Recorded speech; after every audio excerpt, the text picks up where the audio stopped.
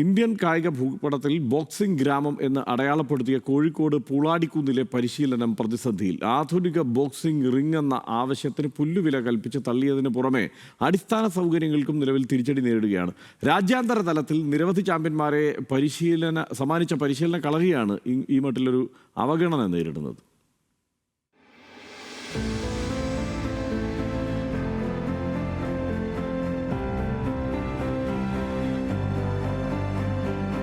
ആയിരത്തി 1983 ഞാൻ ബോക്സിംഗ് തുടങ്ങുന്നത്.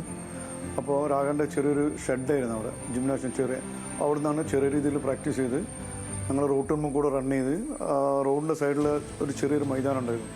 അവിടെ വെച്ചിട്ടാണ് രാവട്ടെ നമുക്ക് പ്രാക്ടീസൊക്കെ തരാറുള്ളത്. രാവട്ടെ പരിശീലനം നൽകിയ ജിജീഷ് നടന്നൊരു വ്യക്തിയാണ്. അദ്ദേഹമാണ് നാഷണൽസിൽ കേരളത്തിന് വേണ്ടി ആദ്യമായിട്ട് സബ് ജൂനിയർ ലെവലിൽ ഗോൾഡ് മെഡൽ കൊണ്ടുവരുന്നത്.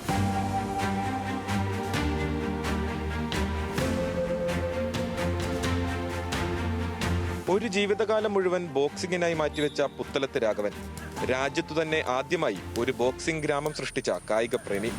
സംസ്ഥാനത്ത് ആദ്യമായി പെൺകുട്ടികൾക്ക് ബോക്സിംഗ് പരിശീലനം നൽകിയ രാഘവൻ നിരവധി ദേശീയ താരങ്ങളെയാണ് കേരളത്തിന് സമ്മാനിച്ചത്. ദേശീയ ചാമ്പ്യന്മാരുൾപ്പെടെ 100 കണക്കിന് ബോക്സിംഗ് താരങ്ങളാണ് ഈ ഗ്രാമത്തിലുള്ളത്.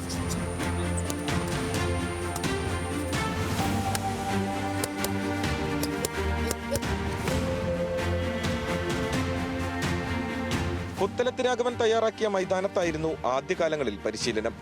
പിന്നീട് ദേശീയപാത നിർമ്മാണത്തിന്റെ ഭാഗമായി സ്ഥലം വിട്ടു നൽകേണ്ടി വന്നതോടെ പരിശീലനം കോർപ്പറേഷൻ നിർമ്മിച്ച ഗ്രൗണ്ടിലേക്ക് മാറ്റി. അടിസ്ഥാന സൗകര്യങ്ങൾ ഒരുക്കി നൽകണമെന്ന ആവശ്യം പലപ്പോഴായി അധികാരികളെ ധരിപ്പിച്ചിട്ടും അനുകൂല നിലപാടുണ്ടായില്ല. 10 വർഷം മുൻപ് കോർപ്പറേഷൻ നിർമ്മിച്ചു നൽകിയ റിംഗിന്റെ അവസ്ഥ ദാ ഇങ്ങനെ.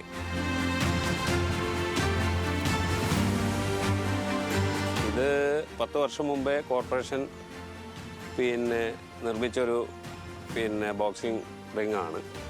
ഇത് 100% അശാസ്ത്രീയമായിട്ടാണ് ഇത് നിർമ്മിച്ചിരിക്കുന്നത്. ഇതിൽ നമ്മൾ പ്രാക്ടീസ് ചെയ്ത് കഴിഞ്ഞാൽ നമുക്ക് എന്തായാലും അപകട സാധ്യത കൂടുതലുള്ളതാണ്. ഇപ്പോൾ ഇത് എന്താ പറയുക, നമുക്ക് ഒരു ഉപകാരമില്ലാത്ത രീതിയിൽ ഇവിടെ കിടക്കുകയാണ്. അന്താരാഷ്ട്ര നിലവാരത്തിലുള്ള ഒരു ബോക്സിംഗ് റിംഗ് നിർമ്മിച്ചു നൽകണമെന്ന ആവശ്യമാണ് വിദ്യാർത്ഥികളും നാട്ടുകാരും പങ്കുവെക്കുന്നത്. അന്താരാഷ്ട്ര നിലവാരത്തിലുള്ള ഒരു റിംഗ് ഇതുവരെ ഞങ്ങൾക്ക് കിട്ടിയിട്ടില്ല. ഇവിടെ പ്രോപ്പറായിട്ടുള്ള ഒരു ഫെസിലിറ്റീസും ഇല്ല.